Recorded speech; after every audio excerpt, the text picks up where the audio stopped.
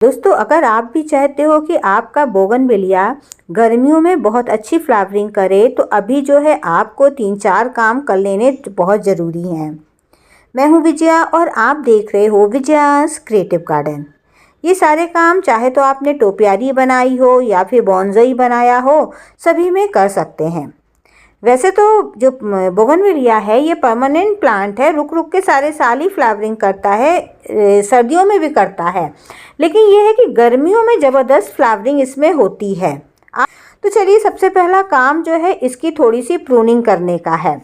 देखिए, प्रूनिंग कई तरीके की होती है, जिसमें कि हार्ड प्रूनिंग तो बिल्कुल नहीं करनी है। हार्ड प्रूनिंग में क्या होता है, प्लांट की मैक्सिमम ग्रोथ को काट छांट दिया जाता है।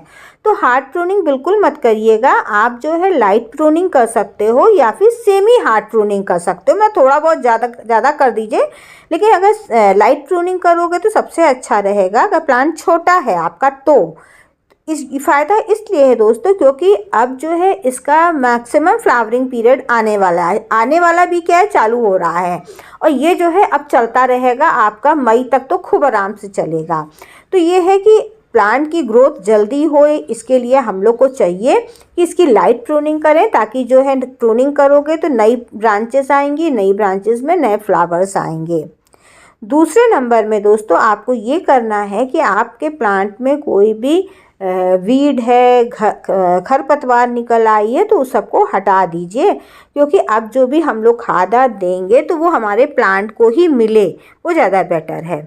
ये जो थी हमने कटिंग लगाई थी रेनी सीज़न में, तो उसी में जो था ये सब अपने आप ही जम आया है, तो इसको भी मैं हटा देती हूँ। वैसे तो मुझे इसकी रिपोर्टिंग भी करनी थी, देखेंगे रिपोर्टिंग का जैसे ही टाइम मिला मैं इसकी रिपोर्टिंग भी कर लूँगी, लेकिन अभी तो मैं सीज़न के लिए इसको रेडी कर देती हूँ।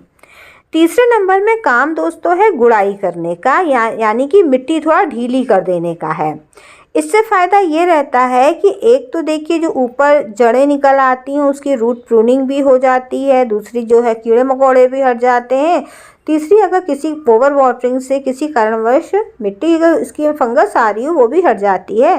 साथ में सर्दियों में जब हम लोग लगातार पानी डालते रहते हैं ना, उससे कहीं ना कहीं मिट्टी जो है कॉम्पैक्ट हो जाती है, टाइट हो जाती है।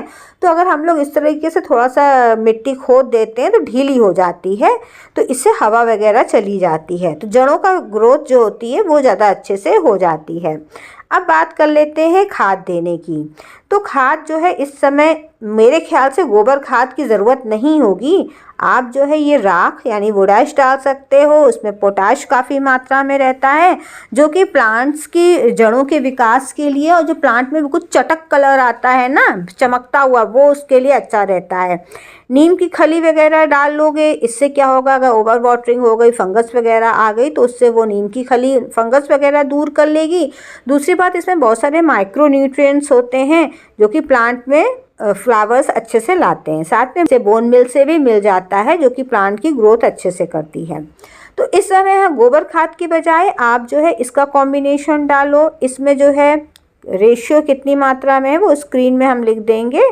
तो इसको जो है हम 1-2 मुट्ठी करके डाल दे रहे हैं। थोड़ी मिट्टी ऊपर से निकाल लिया है हमने, फिर जो है ये मिट्टी से ढक दे रहे हैं। नहीं भी ढकेंगे तो कोई दिक्कत नहीं होगी।